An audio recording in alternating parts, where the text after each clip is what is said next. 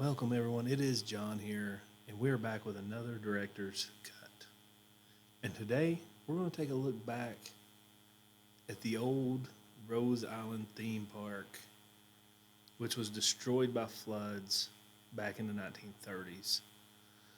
Well, this is an old one, guys. This was way back in the very beginning. You'll see someone I'm with here that have not filmed with in a long time.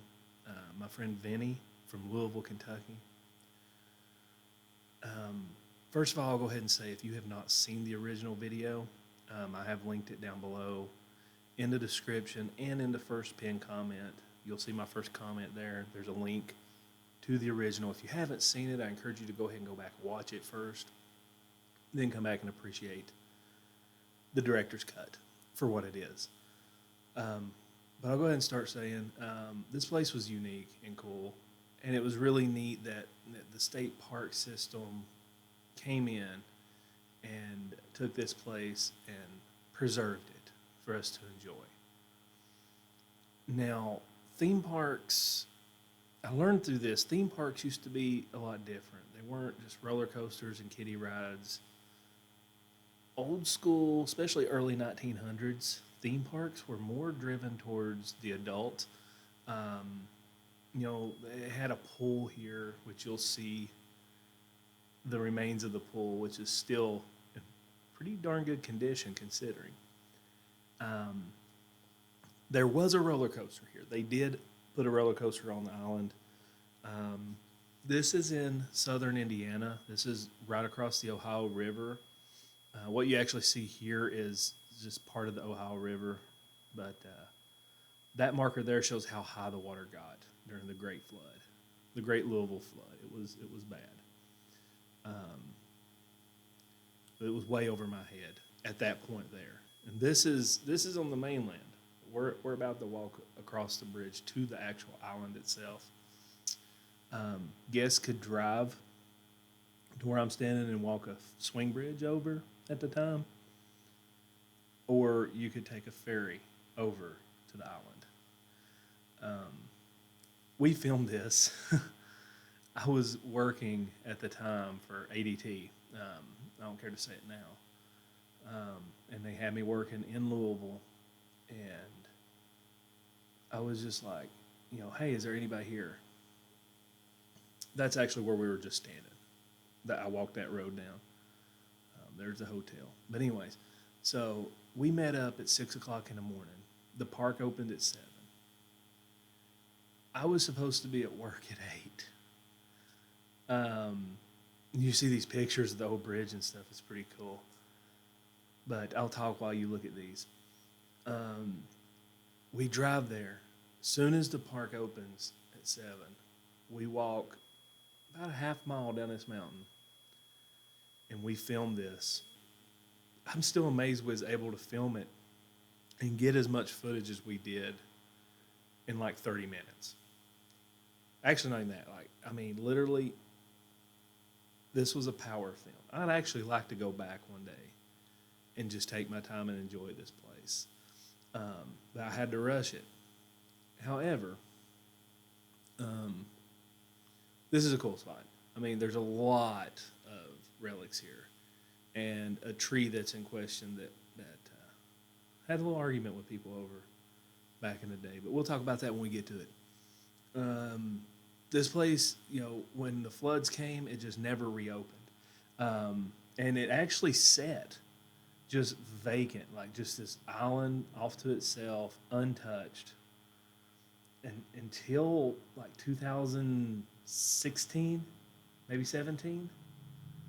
Until then, it was untouched.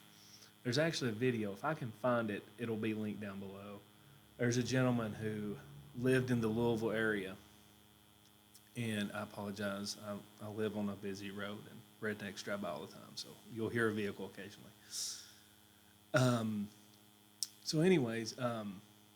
This guy came and went over here and filmed this before the parks came and done what they done. Like they put these arches back in place, but he filmed it raw.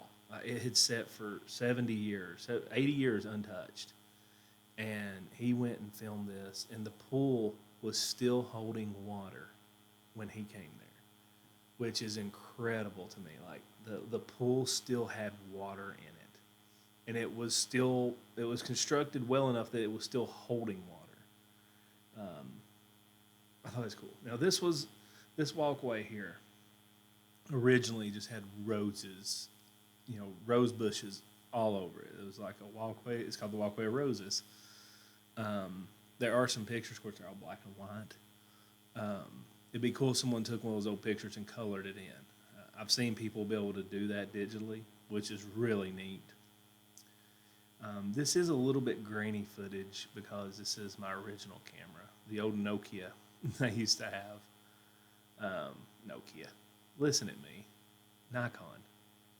Nokia is a phone. Sometimes I'm an idiot, guys. You just got to bear with me. But throughout this whole park is markers showing where the water level was, because the elevation changes throughout the park.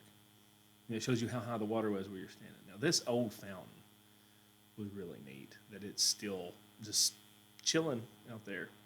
100-year-old fountain just sitting there doing good, holding up well for the weather of southern Indiana. There, you get a lot of bad weather and rain and stuff.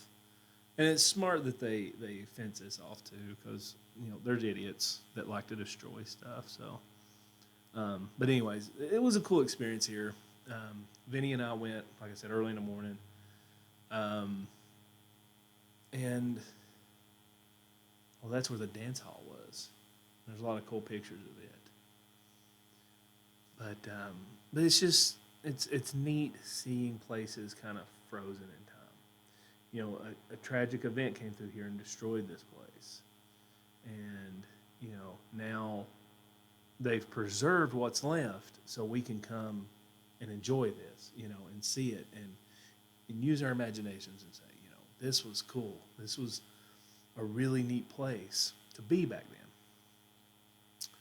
So, and they had these little devices here. You could crank it and it would tell little stories and stuff. I couldn't figure them out. I don't think they worked too well. They didn't have electricity, so you had to hand crank it to give it energy to, power to do what it needs to do. And it's telling you how to do it on there, but I couldn't tell if it wanted you to spin it, go back and forth. I don't know. I couldn't ever get it to work either way. But I think I got it to utter a few things, but it was just kind of weird. So, and this was cold weather too. It's cold and rainy. It had stopped raining, but you can tell by just watching this, it had rained a lot the night before, and it was just nasty conditions. So I'd love to go back on a pretty day, and check this out a little bit more thoroughly. You guys, let me know if you want me to go do an update on this place. Next time I go see my friend Morty in southern Indiana, I'll swing by there and go check it out. But anyways, what you see, that body of water there is the Ohio River. And try to figure out where we're at here. This is the pool. So this is the pool now. They filled it with rock and put drainage so it wouldn't be a risk for somebody falling in the water.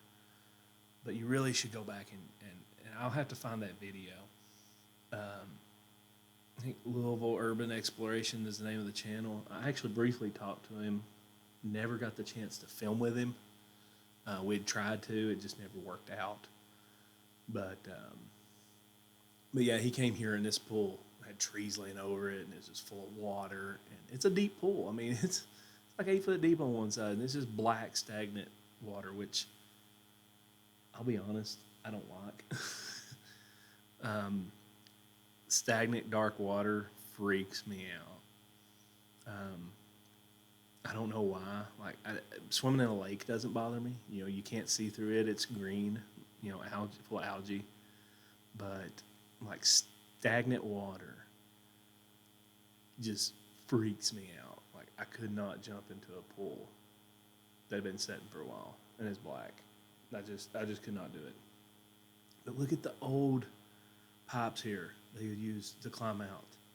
still there. I mean, back in the 20s and 30s, people were swimming. There's where the old diving board was. I mean, it's neat that things are left behind that you can see and kind of just close your eyes and imagine what it was like in that time period. You know, the types of swimsuits people wore.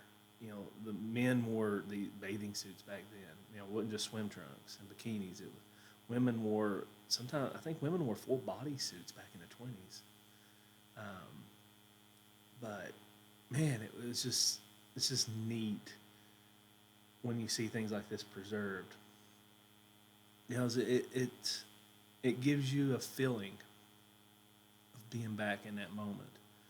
You know, you can kind of use your imagination and put things back together. And I guess that's one thing that always fascinated me with abandoned places and places forgotten is, you know, trying to envision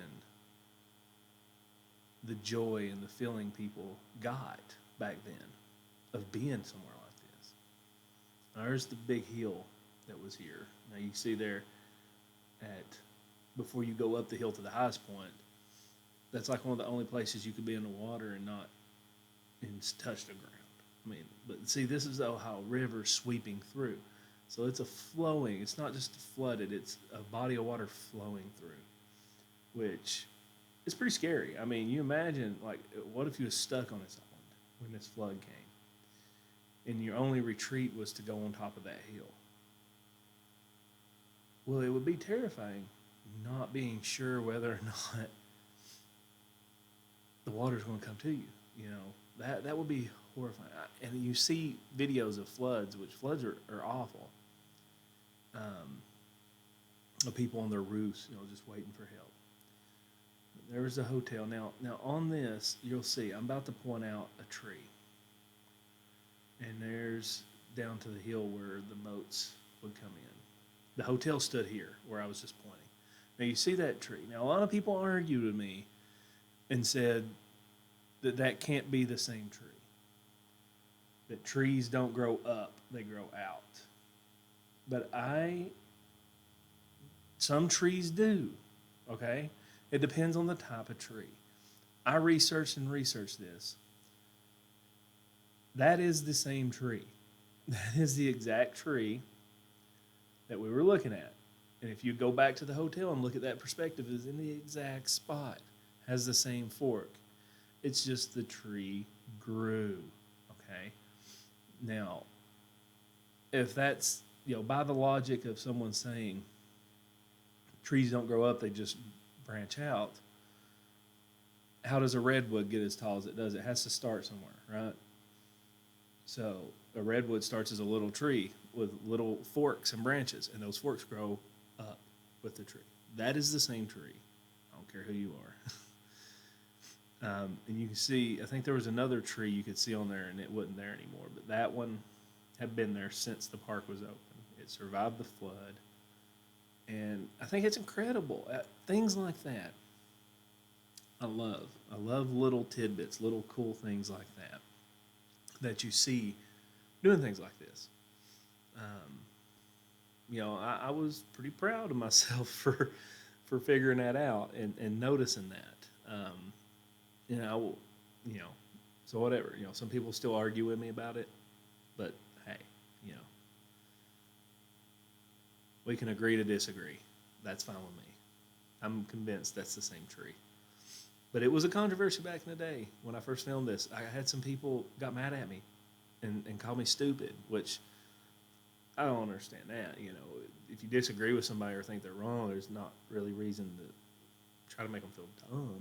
But, you know, people like to do that. People like to put down other people just to make themselves feel better. But that's all good. We're done ranting about that. This, as you saw, if you were watching, there was an archway here.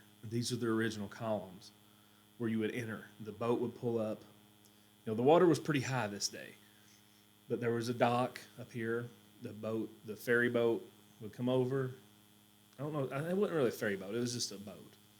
Would come over and dock, drop everybody off. They would walk up through that gate. First thing you see is where I'm zooming in there to the right was the hotel. and they'd see all the buildings in the park, and they would just come in. People would check into the hotel that were staying on island and just enjoy themselves. You know, I think it's pretty neat, you know, that a lot of this is still there. There was a structure here. I'm sure I'll show here in a second. I know I'm talking about it in the original video.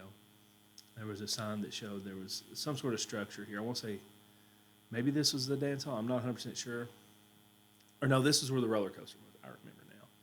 There was a roller coaster they had built, a little wooden roller coaster. That was like a new feature of the park. And that's where it was. And check that out. I'm not 100% sure. I'm pretty sure that's not original, but it could be. I would imagine the wood would have rotted by now from the 30s. I want to say somebody in the state park built this as kind of a replica, just kind of show they'd have these all over the place. It was way too thin for my big rear end to sit on, but that well. Anyways, guys, we're coming to the end. I really appreciate you guys watching these director's cuts. I enjoy making them. I love looking back on the older videos. I'm keeping these approximately 2 years behind, give or take some weeks, some months. But you know, this one's actually more like 3 years ago. But so yeah, I'm kind of keeping it that far behind. I'm kind of going in. I'm trying to go in chronological order, dates, but you know. Anyways, we're at the end, guys. I thank you. I love yous, and I'll see you next week on the next director's cut.